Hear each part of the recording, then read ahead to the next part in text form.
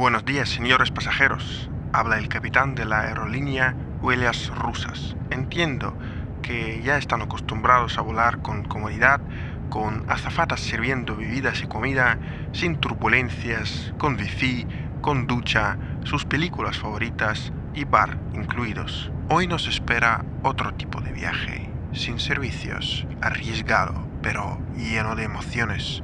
Les advierto con antelación que nuestro avión no cuenta con mascarillas de oxígeno, es propenso a la congelación a altas alturas y obviamente no dispone de sistemas de navegación contemporáneos, por lo que por la noche nos veremos obligados a viajar a ciegas y solo con el uso de instrumentos ya obsoletos. Nuestra ruta tampoco está trazada con vistas a islas lujosas. La nubosidad, el frío penetrante hasta los huesos, la falta de oxígeno y el peligro constante de bajar la guardia y quedarse dormido. Estas son las marcas de nuestro vuelo.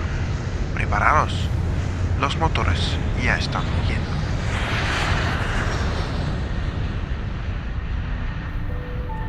Corría la mañana del 20 de junio de 1937 cuando un enorme avión con la inscripción Stalinsky Marshruth, ruta de Stalin, se dejó ver en el cielo, asomándose entre la bruma sobre la ciudad estadounidense de Vancouver, en el estado norteño de Washington. Era la aeronave soviética AN-T-25 en la que el piloto Valery Chkalov, junto con el copiloto Georgi Baidukov y el navegante Alexander Belyakov, hacía historia con un vuelo que conectaba por primera vez Europa con América del Norte a través del Polo Norte. Para dar por finalizada su gesta transpolar les quedaban unos 77 litros de combustible, por lo que tuvieron que acortar su itinerario.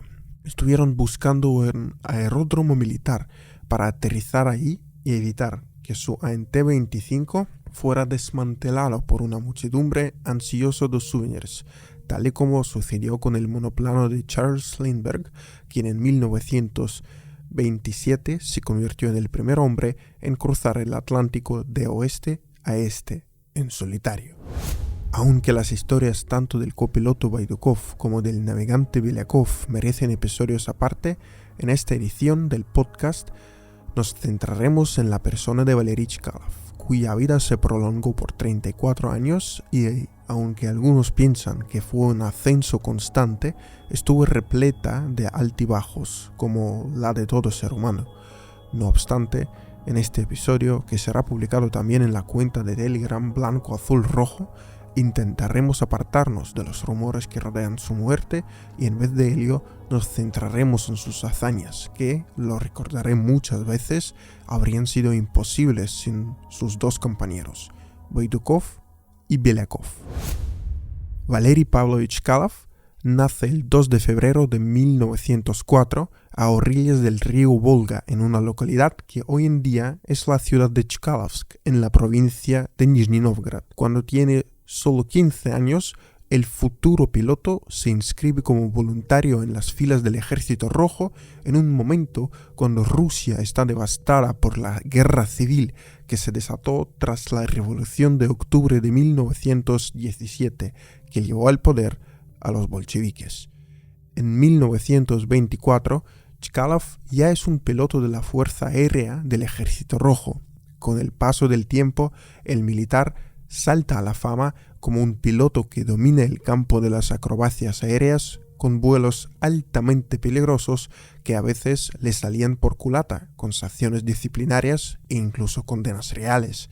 Así, en 1925, un tribunal castrense le sentenció a 1 año de prisión por llegar al aeródromo para un vuelo de grupo en completo estado de embriaguez, gritando y haciendo ruido.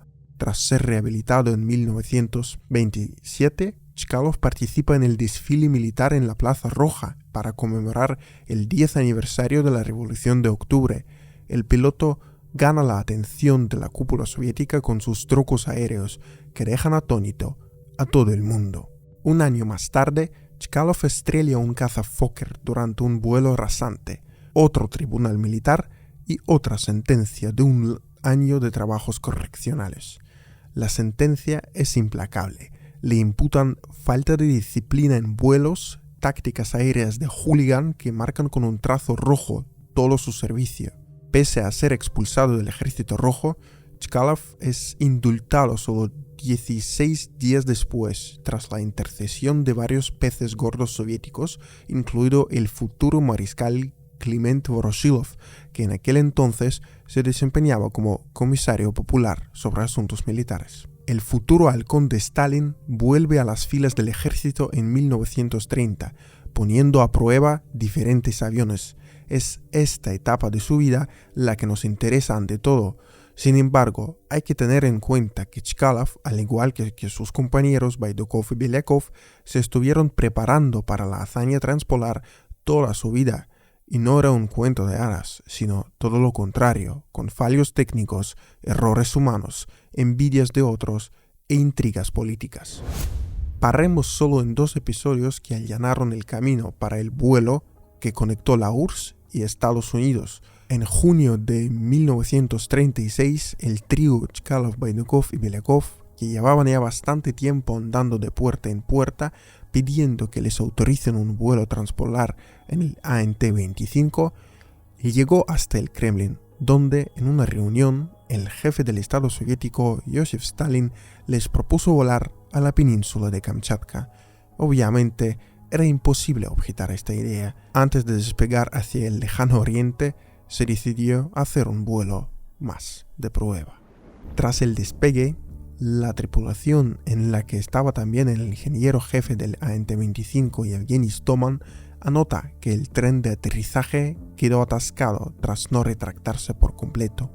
Hacer un aterrizaje de panza no es una opción porque entonces tendrían que decir adiós a su viaje a Kamchatka.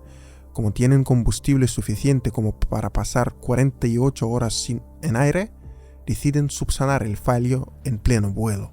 Así, el ingeniero Stoman se cuela dentro del ala, arañándose hasta sangrar, llega hasta el chasis y corta el revestimiento para hacer un pequeño hueco en el que se asoma hasta la cintura para reparar el puntal del tren de aterrizaje. Unas 3 horas después, logran poner el chasis en posición correcta. Aunque no se consigue reparar la parte derecha del chasis, Chkalov aterriza en una sola pierna y solo al final del recorrido por la pista raspa la tierra con la punta del ala derecha. El ANT-25 se detiene. El camino a Kamchatka está despejado. La madrugada del 20 de julio de 1936, Chkalov, Baidukov y Belyakov despegan desde el aeródromo de Sholkovo, cerca de Moscú, para cubrir una distancia total de 3.374 kilómetros. Sí, el vuelo fue todo un éxito, aunque con un aterrizaje improvisado. Sí, otra vez más se inmiscuyó la madre naturaleza con las inclemencias que hicieron que el avión saliera de la nubosidad solo a unos metros de la superficie del mar de Ojotsk, con Chkalov dando una clase maestra de vuelo rasante. Tras recibir un mensaje en el que se les aconsejaba aterrizar en el primer punto apropiado, la tripulación descubre un pequeño islote llamado Ud. Aterrizar en aquella isla accidentada con barrancos llenos de agua es una locura, pero no tienen otra opción. Durante el recorrido por la superficie, una piedra arranca una de las ruedas del chasis, pero el ANT-25 logra detenerse tras 56 horas y 20 minutos de vuelo en la oscuridad. Pese a los temores entre los tripulantes de no estar a la altura de las expectativas, la cúpula soviética, y aquí vamos a usar el aburridísimo lenguaje político, acoge con beneplácito el histórico vuelo, condecorando al trío con estrellas de los héroes de la URSS. Pero despegar desde la isla Ud, que en la actualidad lleva el nombre de Chkalov, era todo un reto. Créanme o no, pero el semieje de la rueda que se rompió durante el aterrizaje fue tallado de nuevo por el marinero de un buque de la Guardia Costera que llegó a Ud y que, antes del servicio militar, trabajaba en la planta donde se ensabló el ANT-25. Coincidencias que hacen historia. Para construir una pista de despegue fueron movilizados unos 500 reos del sistema de trabajos forzados conocido como Gulag. Los reclusos construyeron una pista de madera en 3 días, permitiendo al ANT-25 volver al oeste. El retorno a Moscú fue adornado con paradas en numerosas ciudades soviéticas para festejar la gesta del trío que contagiaba a los ciudadanos de a pie con la pasión aérea. El 10 de agosto de 1936, el ANT-25 volvió al aeródromo de Sholkovo, donde los 2 pilotos y el navegante fueron recibidos por el propio Stalin. Ni antes ni después nadie se mereció el honor de ser recibido por el líder soviético de tal manera. Entre el vuelo al lejano oriente y la gesta transpolar pasó un año, un lapso de tiempo necesario para perfeccionar el avión, elaborar y calcular minuciosamente la ruta, así como preparar la primera estación científica para su despliegue en un trozo de hielo a la deriva con el fin de proporcionar datos climáticos a Moscú e intentar comunicarse con la tripulación durante el vuelo. Finalmente, a las 4 de la madrugada del 18 de julio de 1937, el ANT-25 inicia su recorrido de despegue desde un tobogán especial de 12 metros de altura en la pista del aeródromo de Sholkovo. Cargado hasta las orejas, el avión alcanza la altura de 1.200 metros solo tras unos 370 kilómetros de vuelo. Se suponía que el vuelo transcurriría a unos 3.000 metros de altura, pero el mal tiempo del que advertían los meteorólogos entró en escena y el ANT-25 se vio obligado a eludir ciclones, gastando el combustible calculado minuciosamente para aterrizar en la ciudad de San Francisco. Ante la tempestad y la alta nubosidad, todo el cronograma del consumo de combustible y de turnos al timón se desbarató. Chkalov estaba detrás de mí, bombeado en etanol al deselador del rotor. Qué mal cuando te conviertes en un juguete en manos de la naturaleza. Nadie imaginaría qué es lo que sentimos en esos momentos. Es aterrador imaginar que tu avión ahora se convierte en un cubito de hielo y te sometes voluntariamente a la naturaleza, escribía el copiloto Georgi Baidukov en su diario del vuelo. Gracias a esas anotaciones conocemos con detalle todas las peripecias de aquella travesía, incluidos los episodios cuando Baidukov tuvo que abrir la ventanilla lateral para raspar los cristales de hielo congelados.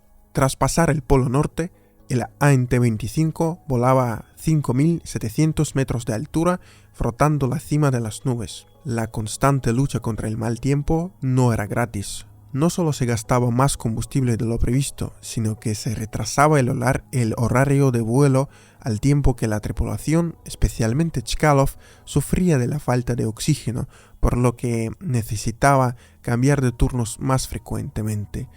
Asimismo, era Baidukov quien pasaba más tiempo frente a los mandos durante la tempestad, dado que era un reconocido profesional de vuelos a ciegas, el llamado vuelo instrumental. En un momento dado, cuando el ANT-25 estaba cerca de Canadá, Baidukov hace un viraje para bajar de altura, pero el motor empieza a arrojar agua caliente y en poco tiempo podría sobrecalentarse en caso de aumentarse mínimamente las revoluciones. Para reponer el tanque del sistema de enfriamiento, la tripulación usa todo lo que está al alcance de sus manos, incluidos recipientes especiales para la recolección de orina, y eso ayuda a poner en marcha de nuevo el sistema de enfriamiento. Aparte de la hipoxia, con Chkalov sangrado de oídos y nariz y la temperatura bajo cero en la cabina, los tripulantes simplemente no saben qué tiempo les espera adelante. Aunque captan las frecuencias de varias emisoras anglófonas,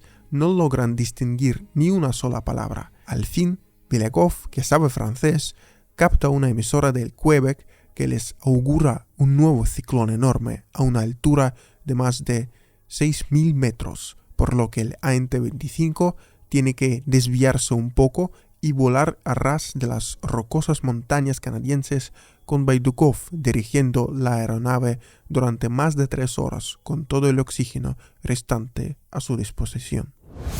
Corría la 62ª hora del vuelo cuando Chkalov, que no estuvo al volante las últimas 13 horas de vuelo por hipoxia y la gruesa nubosidad en la que Baidukov pilotaba mejor, se metió en el ala para cerciorarse de que no había combustible, por lo que dieron un giro con rumbo hacia la ciudad estadounidense de Portland. Empiezo a descender, nubosidad con lluvia, 100 metros, nubosidad, y de repente aparece el agua. Di un giro a la derecha para un aterrizaje en el aeropuerto, pero evidentemente la aviación civil está en tierra por el mal tiempo. Chkalov me grita: «Yagor, no aterrices aquí, nos van a desmontar en trozos. ¿Te acuerdas de lo que pasó con Lindbergh en 1927? Veo un círculo rojo en el mapa, un aeródromo militar. Voy ahí», recordó Baidukov en un documental filmado en 1987. El ANT-25 se aproxima al aeródromo militar Pearson Field, cerca de la ciudad de Vancouver, sin frenos, que fueron desmantelados en Moscú por temor a que se congelaran en el Ártico, lo que complicaría aún más el aterrizaje. Pese a la poca longitud de la pista, unas 3 veces menor de lo ideal, el avión toma tierra casi tocando los abetos circundantes. El ANT-25 utiliza sus alerones para detenerse y finalmente se para a unos 200 metros del borde del aeródromo. «Esto es la mitad de la deuda que te debo por el aterrizaje en la isla Ut», le dice Baidukov a Chkalov, dando por finalizada la aventura que terminó la mañana del 20 de junio tras 63 horas y 16 minutos en el aire. En total, el ANT-25 voló 9.130 kilómetros, incluidos 8.504 en línea recta. Sí, no se rompió el récord de vuelo en línea recta, pero abrió un nuevo puente entre la URSS y Estados Unidos, con el primer vuelo vía el Polo Norte. Uno de los primeros que se apresuraron a recibir a los héroes fue el entonces general de brigada George Marshall. Sí, me oyeron bien, fue el mismo Marshall que años después, ya tras la Segunda Guerra Mundial, se convirtió en el principal artífice del plan de reconstrucción de Europa y la lucha contra el comunismo allí. Pero el 20 de junio de 1937 era un momento de acercamiento y no de dividir, sin guerra fría ni cruces de amenazas. Amistad, amistad, amistad. Esta es la palabra que regaló aquel día. Aparte de Marshall, decenas de personas llenaron el aeródromo. Lo primero que pidieron a la tripulación fue que le mostraran el motor. Estaban seguros de que era de fabricación estadounidense, inglesa o alemana. Estaban equivocados. Estamos muy contentos de realizar el vuelo de Moscú a Vancouver a través del Polo Norte. Esta ruta está tendida a través de un territorio completamente inexplorado desde el lado norteamericano. Desde el lado soviético, todo ya está explorado hasta el Polo Norte. Nos encantaría mucho que los pilotos estadounidenses intentaran volar hacia la URSS vía el Polo Norte, afirmó Chkalov ante los reporteros, ya cambiado vistiendo un smoking brindado por la tienda más lujosa de Portland. Luego, Chkalov, Baidukov y Belyakov empezaron una gira por Estados Unidos, que incluso hoy en día puede considerarse como un éxito desde el punto de vista de las relaciones públicas. El solemne recorrido alcanzó su cúspide el 28 de junio, cuando llegaron a la Casa Blanca para reunirse con el entonces presidente Franklin Roosevelt. Cuando entramos en el despacho oval, 2 jóvenes levantaron a Roosevelt en brazos. Paralizado, Roosevelt raramente saludaba a alguien de pie. Era un gesto de atención especial. Al notar que estábamos echando un vistazo a las pinturas de su gabinete, Roosevelt dijo: «Sois pilotos, yo soy marinero y tengo un montón de cosas relacionadas con el servicio marítimo». Chkalov le respondió con tono relajado: «Aquí les faltan los cuadros de nuestro Aivazovsky, famoso artista ruso del siglo XIX». Roosevelt estrechó la mano de Chkalov durante mucho tiempo en la despedida, recuerda Baidukov.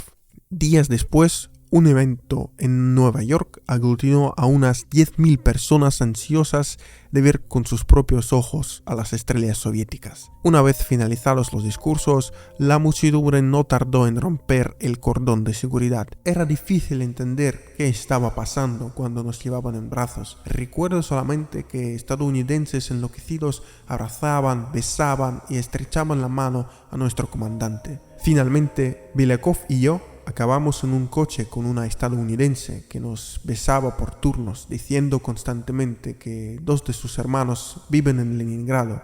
Describía el copiloto de Chkalov la atmósfera. Tras esta larga ola de festejos de la que Chkalov se aburrió muy rápidamente, el trío embarcó al transatlántico Normandia, rumbo a Europa, y luego volvió a Moscú, donde les esperaba otro baño de multitudes con cortejos que cruzaron la capital hasta llegar al Kremlin.